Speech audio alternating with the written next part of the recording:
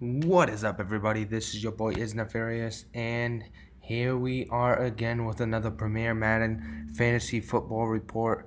You know how we do, you know how this goes, so let's dive right into it. We got pick'em results here.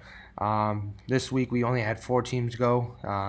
Me is Nefarious. Then you had Fallen with the Broncos. You got Jets user Bacon. You got Burn, who is the Colts user. All guys that need content points, looking to get the 2 points from winning this. This week, it once again goes to Fallen. He is on fire when it comes to fantasy pick'em. He actually just beat out Bacon by 0.66 points, as you can see there, 159.64 to 159.08. So a huge win for him. And I also wanted to break down the season totals, as you can see on the right hand side. So we got the user in the first column, and then we got the weeks played, total number of fantasy points, and then the average split by the weeks played.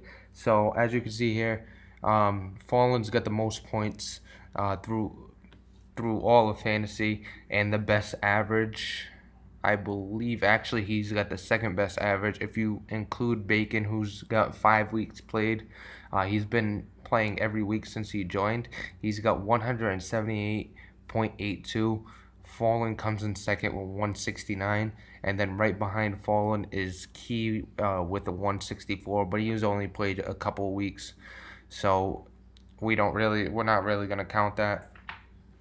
But if you could include the guys that's played 5+ weeks, Bacon's one, Fallen's two. I'm third with a 145, and then you got Mali Rojo, who is fourth with 143.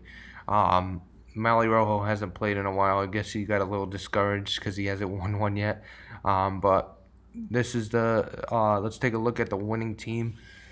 We got Marcus Mariota as the starting quarterback. He had 23.54 points.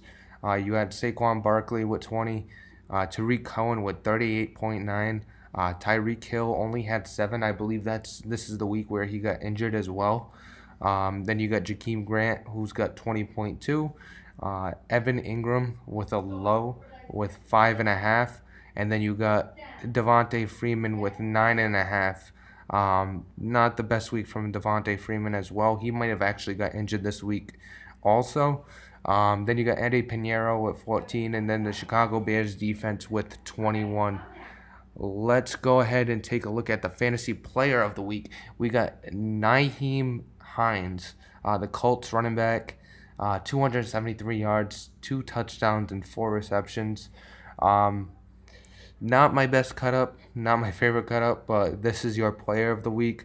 We'll get a more detailed look in the team of the week. We're going to start with our quarterback, though. We got Matt Ryan with 386 passing yards, 5 touchdowns, -2 rushing yards for a total of 35.24 points on the week. So a good week by Matt Ryan. Let's take a look at Nyheim Hines. He's got 191 rushing yards, 2 rushing touchdowns, 4 receptions, 82 yards. So as you saw in the first cut up, we had 273 yards total. This is the full stat split up into each respective category. He had a total of 43.3 points, so a huge game from him.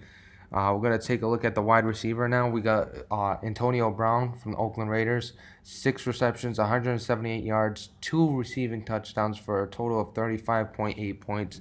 Huge game by Antonio Brown over in Oakland. Oakland's turning on the heat recently. Seems to find his groove, and Antonio Brown's a big part of that. Then we got the tight end of the week, and he is absolutely on fire. The only thing going right in Denver right now is Noah Fant. Noah Fant had 7 receptions, 162 yards, 3 receiving touchdowns for a total of 41.2 points. So a huge game by him.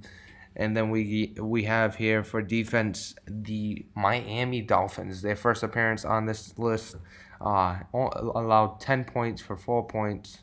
4 fantasy points.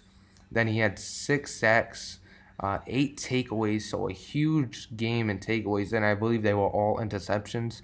And then 3 defensive touchdowns for 18 points for a total of 44 points. So a huge week by the Miami Dolphins.